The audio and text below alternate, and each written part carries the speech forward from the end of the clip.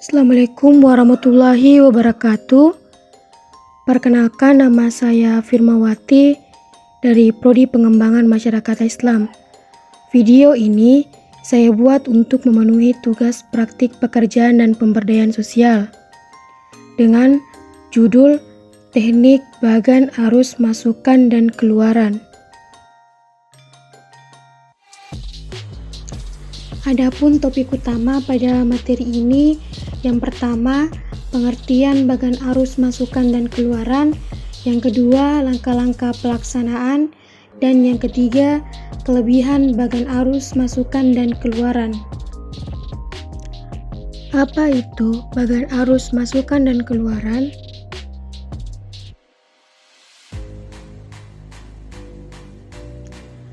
Teknik bagan arus masukan dan keluaran adalah bagan arus yang digunakan untuk mengkaji sistem-sistem yang ada di masyarakat desa.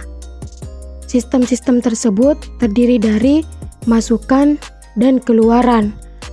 Masukan adalah sumber daya yang membuat sistem berjalan dengan baik.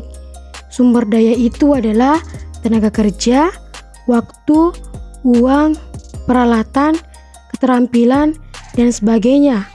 Keluaran adalah manfaat atau hasil yang diperoleh setelah proses pengelolaan sumber daya tersebut. Selanjutnya yakni langkah-langkah pelaksanaan dari bagan arus masukan dan keluaran. 1. Jelaskan kepada masyarakat maksud, tujuan, dan proses diskusi. Yang kedua, tentukan siapa yang penting untuk dikaji berdasarkan masalah dan kebutuhan yang dihadapi. Yang ketiga, diskusikan bagian-bagian dalam sistem itu.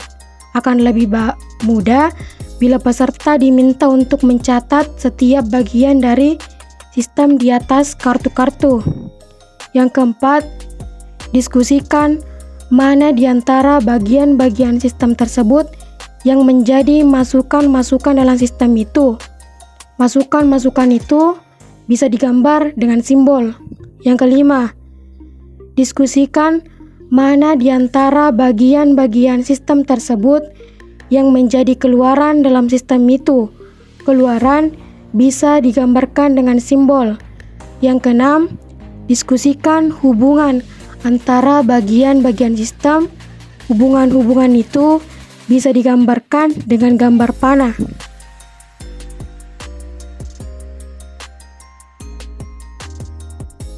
Tujuh, mintalah masyarakat untuk mulai meletakkan setiap bagian dari sistem atau kartu-kartu ke atas kertas besar yang ditempel di dinding. Buat juga tanda panah atau garis hubung. Yang kedelapan, bagan yang sudah jadi kemudian didiskusikan lagi. Yang kesembilan, cantumkan tanda-tanda atau simbol dan artinya di sudut kertas, serta keterangan lain untuk memahami bagan. 10. Jika sistem itu sudah dipahami bersama dan ada masalah yang terjadi dalam sistem itu, diskusikan gagasan-gagasan perbaikan sistem itu. 11. Jika muncul berbagai gagasan penyempurnaan sistem itu, kita dapat mencoba menilai kelayakan sistem itu dengan menggambarkan perbaikan-perbaikan itu dalam gambar bagan yang telah ada.